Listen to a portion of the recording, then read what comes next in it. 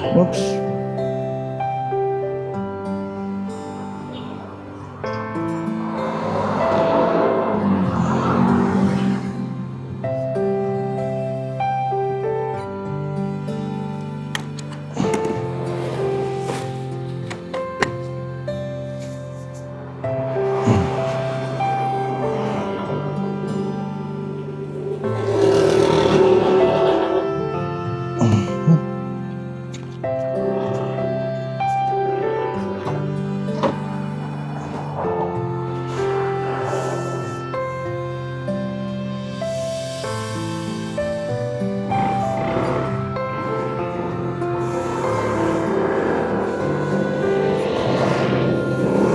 Mag-asawa. Sarap ng sarap ng pahinga ni nanay.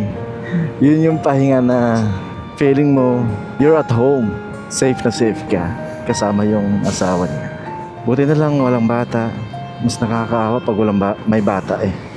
Grabe. Maraming salamat at meron tayo na naman nadaan ngayong araw na ito. Salamat po sa Diyos.